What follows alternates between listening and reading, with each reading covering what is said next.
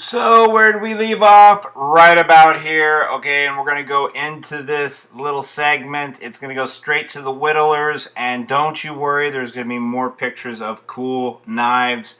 And at the end of this video, you will know how to price your knives. If you haven't seen part one, go there, see that, and here you go. Typically 2, 3 to 4 pages on that particular type of knife, and this one is the whittlers. And you have many different types of whittlers, okay? And we'll go into that.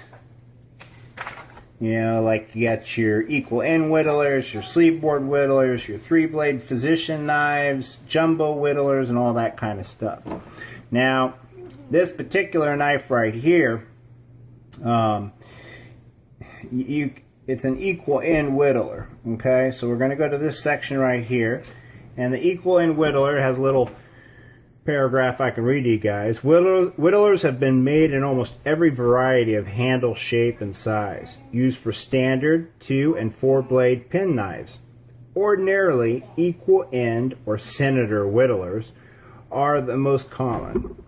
However, most of these, especially the small ones and low-priced German ones, have a nail file blade, so they are not real whittlers. The master blade is an equal end whittler, is almost always a spear point. So this being a spear point, all right, and having a manicure blade, it is considered not a real whittler, but for his purposes in this book, he does include these types of knives in the whittler section. This being non-German and American, it really does make it a nice knife. So we're going to go to the next page over here, and we can kind of get a value or an idea of what these things are worth. Now these prices, I'm going to tell you, like, you can just look at the prices they have on some of these things. For instance, you have a Remington here. And he's saying it's going to pull $108. I want to tell you, if this knife was in perfect mint condition, this Remington's going to pull a lot more than $108. All right. You have this Ulster Company knife with a file blade in pearl. He's saying it's going to be $108. It's obviously going to pull more than that. Now he has some case knives over here, right here, and you're looking at about $1,000 for that one. Now that's another thing right there. Will that pull $1,000? I'm not too sure. A lot of these knives that were priced extremely high, like let's say the Remingtons, really don't pull those prices anymore, 706. But I want to tell you something. If you actually found one of these knives in perfect mint condition, any one of these old knives in perfect mint condition, they're going to all pull a premium price. And you know, people's idea of what a good knife is does change to a certain extent. Like, look at this Remington. It's in celluloid, and he's saying $360. All right. Now, number one, if it's in cell and it hasn't degassed yet, you're looking at a knife that's going to sell for a lot more than $306. Especially this old Mountain King at $108. I mean, because we have modern knives today that sell for $180. Finding an old ulcer like this in beautiful condition and beautiful wood would go for a lot more than $180.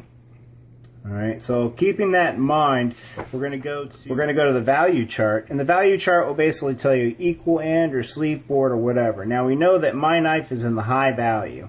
Okay, so now I'm going to show you how this is somewhat flawed, but at the same instance, it kind of gives you an idea of what does pull the highest prices.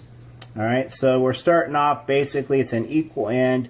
It's going to be $80. Then you look at the construction, which the construction, he'll say add 25%, subtract, add 10%, add 75%, subtract 25%.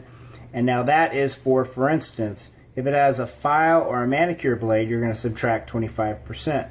All right. So again, now you're looking at a knife that's worth $60. You know, and all kinds of different things. If you have genuine stag, you're going to add 40%. If you have smooth bone or horn, you're going to subtract 10%. And then you got all all kinds of different things. Also, this knife is well under the 3-inch mark. So you can put your knife right there. Being well under the 3-inch mark, it is also going to subtract a lot of value because it's not a full-size knife. So for instance, if it's under 3 1/4 inches closed, subtract 30%. So now you're looking at a knife that's basically worth about $25. So I'm going to tell you that, you know, this knife is worth a lot more than $25. Okay? But it is absolutely beautiful. This book will just give you an idea. More so, it will tell you what brands are in the very high, and medium, and low desirability. That I take this section very seriously, and then I will take the information section very seriously, because it'll talk about collecting whittlers, handle materials, it'll talk about the whittler itself, and that's very important. Alright? What are you doing over there, Sierra? Singing? So anyway, this is how I value my knives. This is how I look at them. I hope that you guys enjoyed that. And we can take a look at some of these. These are just beautiful whittlers. Just a gorgeous knife. Really beautiful. This Tony Bose knife, which I absolutely love, has all the traits of a good whittler, including a locking master blade, which just puts this thing over the top when it comes to beautiful whittlers that will one day pull a premium price. How many split back whittlers do I have? Oh, I got this beauty right here, which is a Winchester.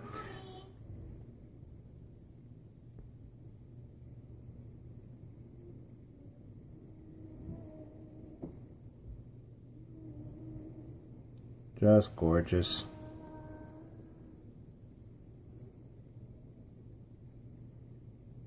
Just a really nice knife. The newer whittlers, as you can see, they will run just they won't have that split back spring. They're just going to have your typical spring on them. These are particularly nice. This one's actually elephant ivory.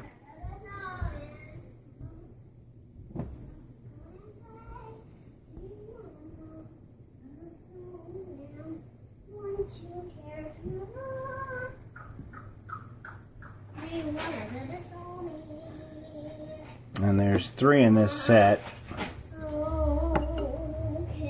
got these for a really nice price, and just beautiful knives. Got your nice thick master blade.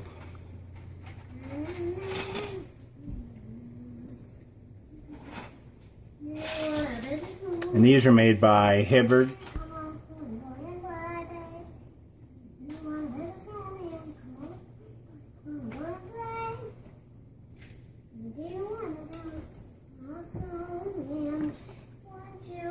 And look at this one with pinch bolsters. It's got your split back spring. It's made by Scott Morgan. Just a really beautiful knife. Gorgeous, really nice bone. You can see they took the time to choose bone that would match on both sides. And then these over here, these are very interesting whittlers that I have.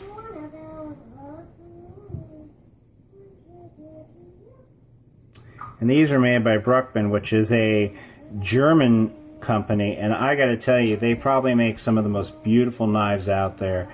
Very underrated company. And it has that beautiful split back spring. And not only that, it's got jeweling on the liners on the inside. You could barely see it. But this is a true whittler with small blades here. Just beautiful. Now here's another one. Oh, this is a beauty. Now this one does have a manicure blade.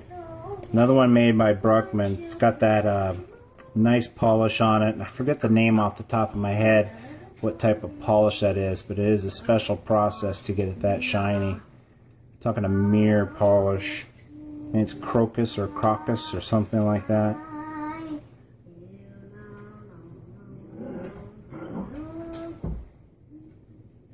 Look at everybody going crazy in my house here. Got the dog growling at the fish, and just a really beautiful one. It's got this little manicure blade on it. Show you guys that.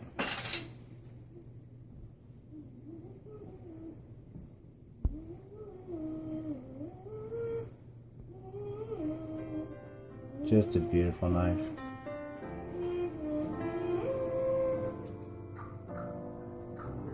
And you can tell it's real pearl because it is cool to the touch. So I hope you guys enjoyed this. Little look at some of my whittlers and the new one that I just picked up and how I value my knives and how I look them up. And I hope you guys learned something from this, and I hope you guys enjoy looking at my collection. Thank you so much, and thank you to my subscribers. Stay tuned, and again, I'm going to wait to the end of my video to say this. The competition is still going on. I still haven't picked the winners. Subscribe, share, do a shout out video, get your subscribers to join. That's I didn't know that, but it's also how many subscribers that you have that come to my channel.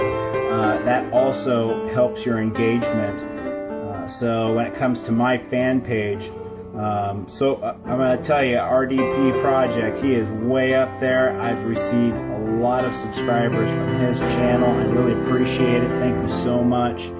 And give me a shout out if you have a chance. And like I said, I wait to the end of my video to say these things, because if you watch my vids all the way to the end, that's what I'm looking for. I really appreciate it. You love knives just like me, and it's all about learning about these beautiful knives and understanding the history behind them. So y'all take care.